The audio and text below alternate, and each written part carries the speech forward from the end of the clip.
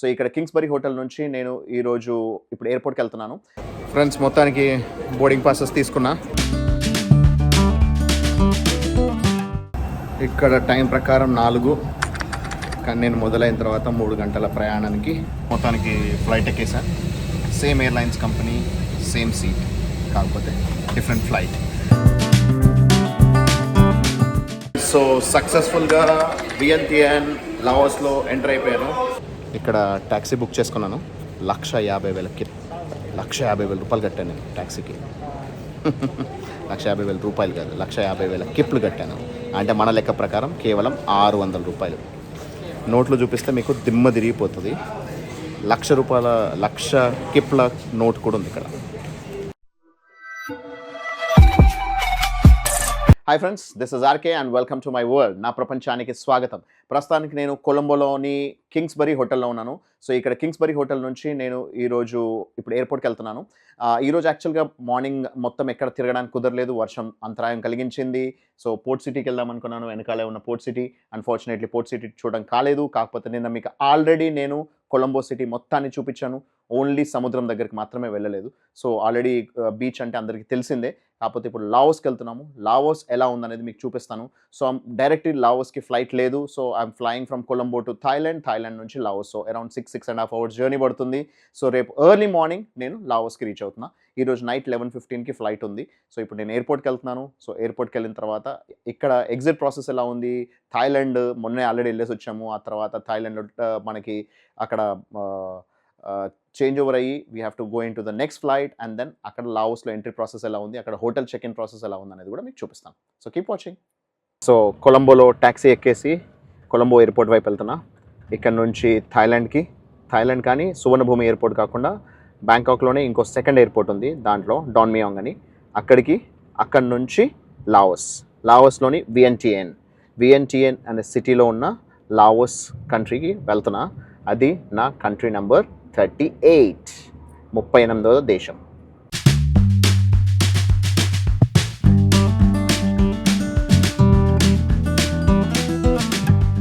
శ్రీలంకలోని కొలంబో ఎయిర్పోర్ట్కి వచ్చా.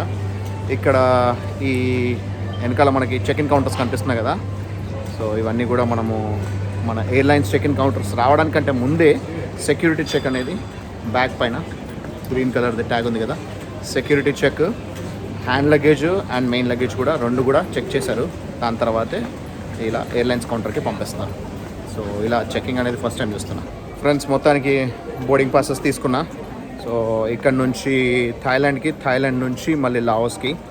సో ఆ తర్వాత ఇమిగ్రేషన్ కూడా కంప్లీట్ అయిపోయింది. ఇక్కడ 2 ఇంట్రెస్టింగ్ థింగ్స్ జరిగాయి. ఏం జరిగింది అనేది నేను నా గేట్ దగ్గరికి వెళ్ళిన తర్వాత ప్రశాంతంగా కూర్చొని మీకు ఎక్స్ప్లెయిన్ చేస్తాను. ఫ్రెండ్స్, చెప్పాను కదా 2 ఇంట్రెస్టింగ్ ఫ్యాక్టర్స్ జరిగాయని. సో ఇక్కడ ఏంటంటే ఈ 2 బోర్డింగ్ పాసెస్. సో ఒకటి థాయిలాండ్కి, ఇంకోటి లావోస్కి వయా ఎయిర్ ఏషియా ఫ్లైట్. ఈ 2 బోర్డింగ్ పాసెస్ తీసుకున్నాను. సో దీని తర్వాత వీళ్ళకి లావోస్కి నా వీసా ఏదైతే ఉందో అది చూపించాను. ఆ తర్వాత నెక్స్ట్ ఎక్కడికి వెళ్తున్నారో అని అడిగితే లావోస్ నుంచి కంబోడియా అని చెప్పారు, కంబోడియా నుంచి వియత్నాం. సో వాటన్నిటి కూడా ఫ్లైట్ టికెట్స్, వాటి వీసాస్ అవన్నీ కూడా ఎయిర్లైన్స్ వాళ్ళే వెరిఫై చేసుకున్నాను. నేను అన్న మీకు సంబంధం లేదు కదా, మీ ఎయిర్లైన్స్ ఓన్లీ లావోస్ వరకే సంబంధం. ఆ లావోస్ తర్వాత ఎగ్జిట్ అయ్యేది అడుగుతారంటే ఓకే, అండర్స్టాండ్. అండ్ దాని తర్వాతది కూడా ఎందుకు అడుగుతున్నారంటే అది నెక్స్ట్ కంప్లీట్ జర్నీ ఉంటుంది కదా, మీరు ఇండియాకి ఇంకా అంటే మీ హోమ్ కంట్రీకి ఇంకా రీచ్ అవ్వలేదు కాబట్టి అని అడిగారనమాట. సరే అని మొత్తం all flight tickets, all visa copies అన్నీ కూడా చూపించడం జరిగింది. సో అలా దాదాపు అరగంట సేపు టైం వేస్ట్ చేశారు ఎయిర్లైన్స్ వాళ్ళు. సరే, టైం వేస్ట్ అనుకోవాలా లేకపోతే వాళ్ళ ప్రాసెస్ అనుకోవాలా తెలియదు, కానీ మొత్తానికైతే అలా జరిగింది. దాని తర్వాత ఇమిగ్రేషన్లో ఇంట్రెస్టింగ్ థింగ్ ఏంటంటే ఆయనకి హైదరాబాద్ తెలుగు అని చెప్పేసి అని అడిగాడు. అవును అంటే ఆయన కొంచెం తెలుగు వచ్చాక. సో ఇది అన్ని నా పాస్పోర్ట్లో స్టాంపింగ్స్ అన్ని చూసి వరల్డ్ ట్రావెల్ చేస్తున్నారా సార్ అంటే అవును అని చెప్పారు. ఆ తర్వాత ఇక్కడ నుంచి లావోస్కి మన కంబోడియా, వియత్నాం, ఇండియా, తర్వాత యూరోప్ ఇవన్నీ వెళ్తున్నానంటే చాలా ఇంట్రెస్టింగ్గా ఫీల్ అయ్యి చాలా సంతోషించి, ప్లస్ ఆల్రెడీ మనం శ్రీలంకలో ఇక్కడ తిరిగిన ప్లేసెస్కి వీడియో కూడా చూపించాను, ఆల్రెడీ అప్లోడ్ చేసింది కూడా, అశోక వాటికది కూడా. He felt very happy. ఆ తర్వాత ఆయన నా బిజినెస్ కార్డ్ కూడా తీసుకొని నాతో టచ్లోకి వస్తాను అని చెప్పేసి అన్నాడు అనమాట. So that is also an interesting factor. So immigration officer కూడా చాలా ఇంప్రెస్ అయ్యాడనమాట మన వీడియో జర్నీ చూసి. ఇంకా అక్కడ గేట్ 10-11 అని రాస్తుంది కదా, గేట్ 10 నుంచి ఇక్కడికి వెళ్ళిన తర్వాత ఇక్కడ మళ్ళీ సెక్యూరిటీ చెక్ ఉంది. ఈ సెక్యూరిటీ చెక్లో మన హ్యాండ్ లగేజ్ వేసేసి బయలుదేరదాం. ఎయిర్ ఏషియా ఫ్లైట్లో బిజినెస్ క్లాస్ అయితే లేదు, కానీ ఫస్ట్ రో సీట్ తీసుకున్నా. అందువల్ల ప్రయారిటీ సీటింగ్, లెగ్ స్పేస్ బాగుంటుంది. ఫస్ట్ మనల్ని పిలిచారనమాట. అలా ఫ్లైట్లోకి ఎంటర్ అవుతున్నాం. లిటరలీ ఫుల్ ఫ్లైట్లో ఫస్ట్ వచ్చాం కాబట్టి మొత్తం అంత ఖాళీగా ఉంది. Flight is full but I'm the first one to enter. First row seat ఇది. సో ఎయిర్ ఏషియా ఎర్రగా ఉంటాయి అన్ని సీట్లని. ముందట ప్రయారిటీ సీట్స్ రెడ్, తర్వాత black colour. Okay friends, so మన ఇండియాలో ఇండిగో ఫ్లైట్ లాగే ఇక్కడ ఎయిర్ ఏషియా ఫ్లైట్ కూడా వీళ్ళకి టేక్ ఆఫ్కి పర్మిషన్ రావడంతో 15 నిమిషాల ముందే స్టార్ట్ అయిపోయింది. సో 11:15కి స్టార్ట్ అవ్వాల్సింది 11కి స్టార్ట్ అయింది. సో ఆన్ టైం రీచ్ అవుతాం. ఆన్ టైం కాదు, ఇంకా బిఫోరే రీచ్ అయిపోతాం థాయిలాండ్లో. అక్కడ 2 hours వెయిటింగ్ టైం ఉంది. ఆ తర్వాత అక్కడ నుంచి లావోస్.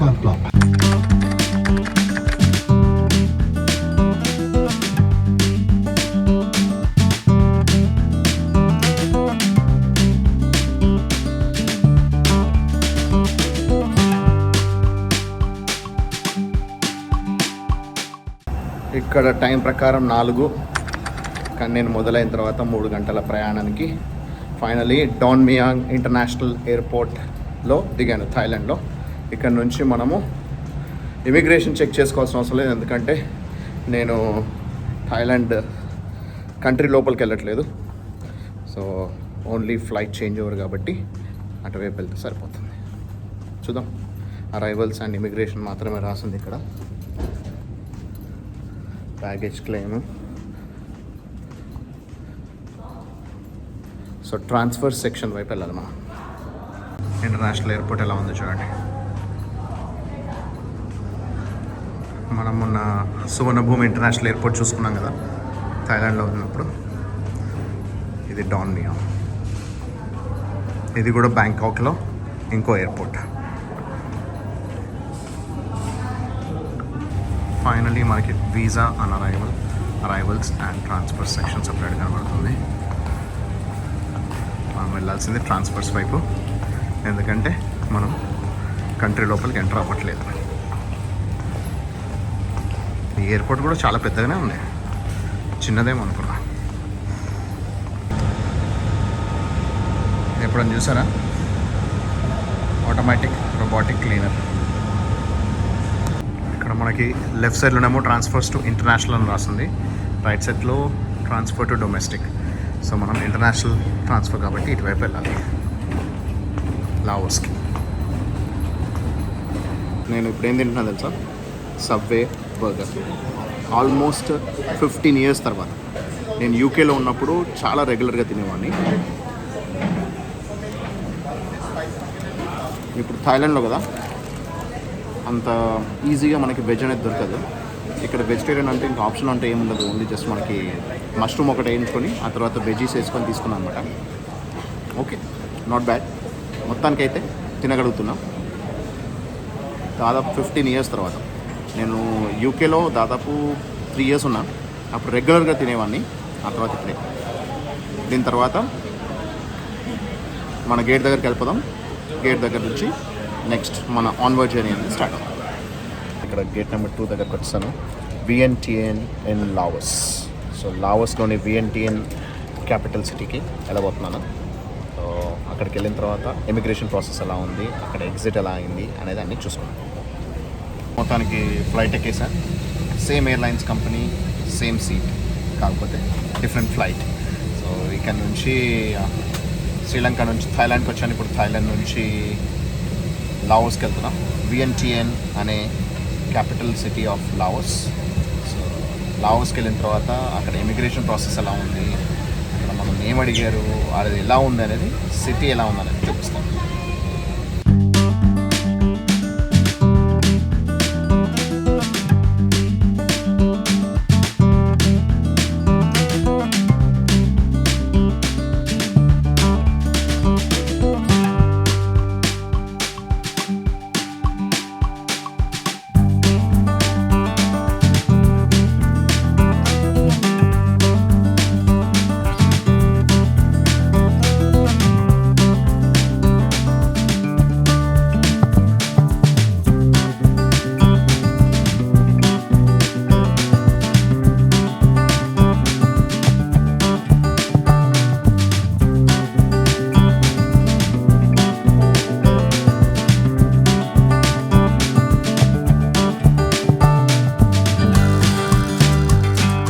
సో సక్సెస్ఫుల్గా వియెంటియన్ లావోస్లో ఎంటర్ అయిపోయాను.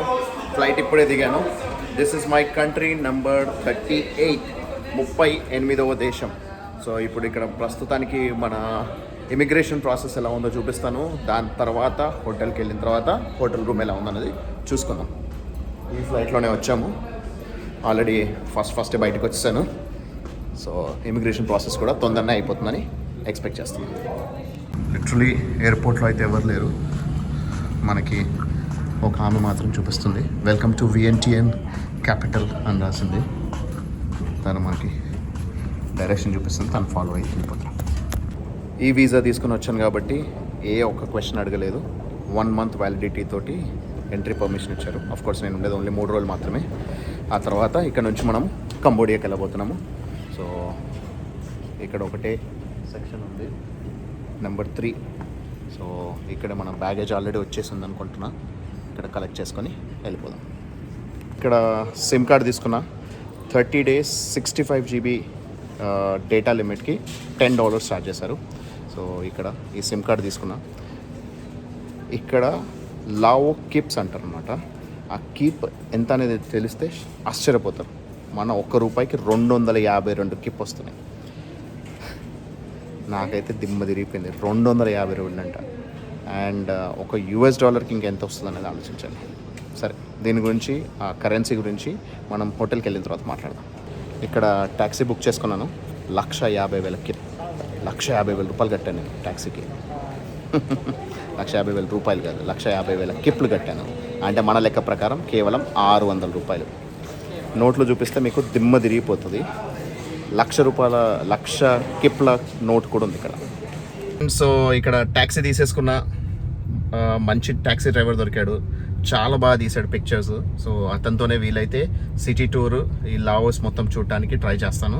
ఎందుకంటే ఫోటోగ్రఫీ మంచిగా ఉన్న వాళ్ళు చాలా ఇంపార్టెంట్ మనకి. సో ఇతను 1-2 ఫొటోస్తోనే నాకు అర్థమైపోయింది he can do good photography అని చెప్పి. సో ఈ ట్యాక్సీని వీలైతే హైర్ చేసుకొని మనం సిటీ అనేది చూద్దాం.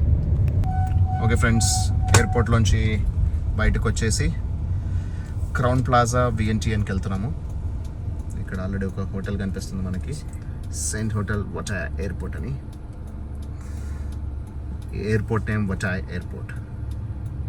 హార్డ్లీ 4 kilometers 10 minutesలో క్రౌన్ ప్లాజా వియెంటియన్కి వచ్చేసాము. సో ఎయిర్పోర్ట్కి చాలా దగ్గరలో ఉంది. కంట్రీ చిన్నదే. సో ఈ కంట్రీకి సంబంధించిన ఇన్ఫర్మేషన్ అంతా మనం రూమ్లోకి వెళ్ళాక మాట్లాడుకుందాం. సో నేను క్రౌన్ ప్లాజా వియెంటియన్లోకి చెక్ ఇన్ చేశాను. సో నా రూమ్ చూపిస్తాను, ఆ తర్వాత ఇక్కడ కరెన్సీ కూడా చూపిస్తాను. This is considered to be one of the poorest countries in the world. ఎందుకనేది కూడా మీకు కరెన్సీ చూపిస్తూ మాట్లాడదాం. Let's go inside. సో ఇక్కడ 0801 8th floor, టాప్ ఫ్లోర్. మనకి అప్గ్రేడెడ్ రూమ్ దొరికింది. You can see the bathroom there. And then room ఇది. ఇక్కడ మనకి బాత్రూంలో బాత్ టబ్తో సహా అన్నీ ఉన్నాయి. సో సూపర్బ్గా ఉంది రూమ్. సోఫా, మనకి ఇక్కడ కూర్చోవడానికి ఒక మంచి వర్క్ చేసుకోవడానికి వర్క్ స్టేషన్ అండ్ సోఫా కూడా ఉంది. ఇక్కడ చైర్ కూడా ఉంది. చాలా బాగుంది, కంఫర్టబుల్గా ఉంది. ఇది ఈ కంట్రీ అనేది చాలా poorest country in the world. ఎందుకంటారంటే వీళ్ళ దగ్గర హైయెస్ట్ నోట్ వచ్చి 1,00,000. 1,00,000 కిప్స్ అంటారు ఇక్కడ, లావోస్ కిప్స్ అంటారు. ఇది మన లెక్క ప్రకారం మన ఇండియన్ కరెన్సీలో ₹400 కంటే కూడా తక్కువ. సో ₹1కి మనకి 252 కిప్స్ వస్తాయి. అంటే ఇది కనీసం ₹400 కూడా కాదు. దీని వాల్యూ ₹398 మాత్రమే అనమాట దీని వాల్యూ. అండ్ దెన్ 1,00,000, ఆ తర్వాత 50,000, 50,000 కిప్స్, అండ్ దెన్ 20,000, 10,000, 5,000, 2,000 and 1,000. ఫైనలీ ఇన్ని రకాల నోట్లు ఉన్నాయి. ఈ 1,000 కిప్స్ అంటే మన లెక్క ప్రకారం ₹4 మాత్రమే. ఒక $1కి ₹21,500 500 కిప్స్ వచ్చాయి. 50 లక్షలు బేసిక్లీ 50,000 నోట్లు. 50,000 కిప్స్ నోటు ఒక బండిల్ తీసుకుంటే 50 లక్షలు. 50 లక్షలు అంత దీని వాల్యూ ఎంత తెలుసా? కేవలం $19,800. మన ఇండియన్ కరెన్సీలో 20,000 రూపాయలకి ఇన్ని వచ్చాయి. సో ఇక్కడ కరెన్సీ వాల్యూ ఇంత లోయెస్ట్గా ఉంది. సో ఇక్కడ ఇంత లోయెస్ట్గా ఉండడానికి కారణం ఏంటి, ఇక్కడ ప్రస్తుతానికి లావోస్లో అసలు ఏం జరుగుతుంది, ఇక్కడ ఉన్న రిలీజియన్ ఏంటి, అవన్నీ కూడా డీటెయిల్స్ అన్నీ మనం సిటీ టూర్ చేసుకునేటప్పుడు అవన్నీ కూడా మీకు ఎక్స్ప్లెయిన్ చేస్తాను. సో ప్రస్తుతానికి నేను జస్ట్ హోటల్ రూమ్ చూపిద్దామని, మీకు ఇక్కడ కరెన్సీ చూపిద్దామని అనుకున్నాను అనమాట. సో ఎవరైనా లక్షలు ఖర్చు పెట్టాలనుకుంటే ఇలాంటి కంట్రీకి రావాలి. 50 లక్షలు ఖర్చు పెట్టినా మన దగ్గర 20,000 రూపాయలు కూడా కావాలన్నమాట. సో అదనమాట సంగతి. So that's it for now. This is RK signing off from Laos. So ప్రస్తుతానికి this is my 38th country, 38వ దేశం. సో ప్రస్తుతానికి ఇక్కడ నుంచి నేను సైన్ ఆఫ్ చేస్తున్నా. నెక్స్ట్ వీడియోలో మీకు సిటీ టూర్ చూపిస్తాను. Take care, bye.